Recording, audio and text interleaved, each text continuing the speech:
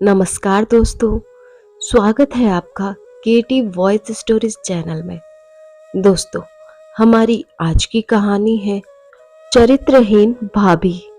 मिष्टी, जल्दी से ये सारे काम खत्म करके रसोई में चलते हैं। आज दीदी आ रही हैं। अगर आते ही उन्हें चाय नाश्ता नहीं मिला तो मम्मी जी फिर शुरू हो जाएंगी। और तुम तो जानती हो, मम्मी जी जब बोलना शुरू करती है तो किसी की नहीं सुनती है। मिष्टी और उसकी जेठानी सुनिधि घर के कामों में उलझी हुई आपस में बातें कर रही थी। मिष्टी और सुनिधि सुगंधा जी की बहुएं हैं। बहू कभी बेटी नहीं बन सकती। बहू तो दूसरे घर से आती है, अपनी थोड़ी ही होती है। इस सोच को मानने वाली महिला है।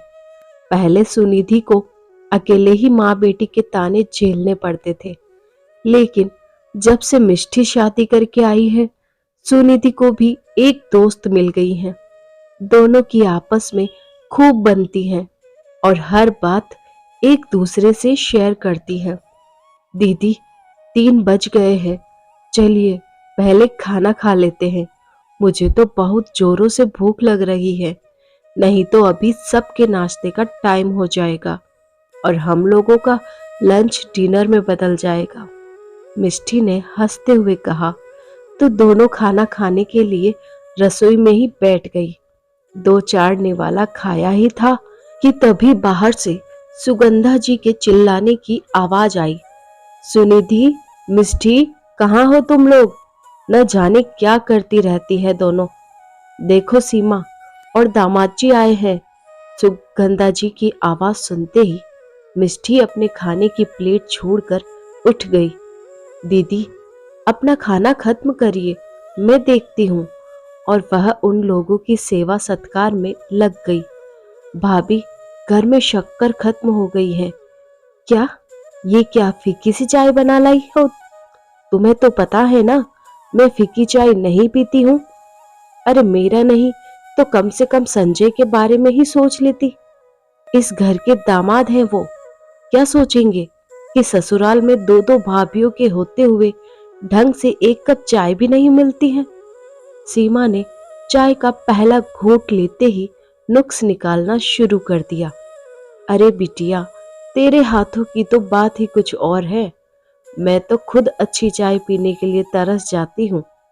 एक तो थी, दूसरी भी वैसी ही आ गई। मेरी तो किस्मत ही खराब है। पता नहीं इस घर का क्या हाल होगा। बेटी के बोलते ही सुगंधा जी को भी बोलने का मौका मिल गया और वो कहाँ पीछे रहने वाली थी व्यंग बाण छोड़ने में।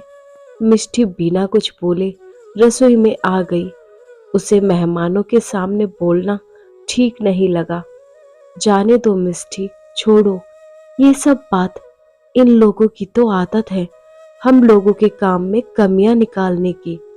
तुमने सुबह से कुछ खाया नहीं है, चलो तुम भी अब नाश्ता कर लो। मैंने हम दोनों के लिए चाय भी गरम कर ली है। आओ बैठो इधर।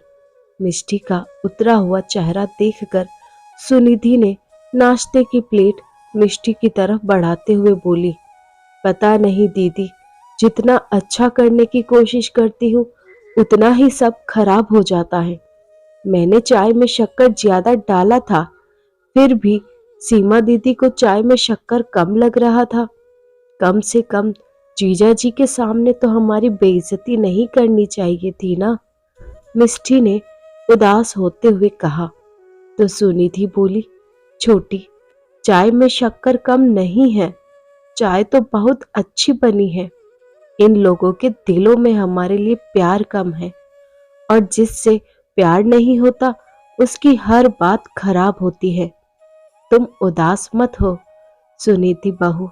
तुम लोगों का ये मेहमानों की तरह चाय नाश्ता हो गया हो तो रात के खाने की तैयारी करो। सुगंधा जी रसोई में सब्जियों का थैला पकड़े खड़ी थी और जैसे ही उन्होंने देखा मिष्टी और सुनिधि नाश्ता कर रही है, उनका मुंह बन गया। मम्मी जी, मिष्टी ने सुबह से कुछ नहीं खाया है, इसलिए मैंने ही बोला पहले नाश्ता कर लो। उसके बाद सब करेंगे। अरे, एक समय नहीं खाया तो कुछ हो थोड़ी जाएगा। हमारे समय में तो कामों में लगे रहते थे और मेहमानों के आने पर खाने पीने की तो सुध ही नहीं रहती थी। बस उनकी सेवा में लगे रहते थे, अच्छे से अच्छा बनाना, खिलाना, उनके हर आराम का ध्यान रखना। लेकिन तुम लोगों से ये क्यों होने लगा? वैसे भी मेरी बेटी तुम लोगों को हमेशा से बोझ लगती है। नहीं मम्मी जी, बस हम जा ही रहे थे खाने की तैयारी करने, सुनिधि ने कहा। ये लो सब्जियां और पनीर। आज रात खाने में पनीर कोफ्ता, मिक्स वेज, आलू दम, कश्मीरी पुलाव, मिस्सी रोटी और मीठे में मखाने की खीर बना लेना। और हाँ, जल्दी जल्दी हाथ चलाओ तुम दोनों। बैठी गप्पे मार रही हो, समय का तो कुछ ध्यान ही नहीं है तुम दोनों को।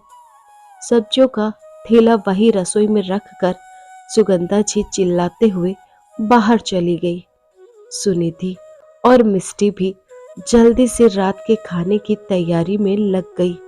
9 बजते बजते खाना टेबल पर लगाकर सुनिधि ने कहा, मिष्टी, मम्मी जी और दीदी को बुला लाओ खाने के लिए। वे लोग शायद ऊपर छत पर हैं और तब तक मैं बाकी लोगों के लिए खाना परोसती हूँ। ठीक है दीदी, बोलते हुए मिष्टी उन लोगों को खाने के लिए बुलाने ऊपर चली गई। माँ, तुम मिष्टी भाभी पर नजर रखा करो, किससे बात करती है, क्या बात करती है, किसका फोन आया है। भाई की पसंद के आगे हम कुछ बोल नहीं पाए। लेकिन माँ, तुम ही सोचो, वो लड़की हॉस्टल में रहकर आई है। वहां कौन देखने गया था कि क्या करती थी, कितने लड़कों के साथ घूमती थी। मैंने तो तभी कहा था, ऐसी लड़कियां क्या किसी की गृहस्थी बसाएंगी?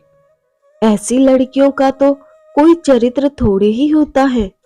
मिष्टी ने अनजाने में सीमा और सुगंधा जी से कहते हुए सुना।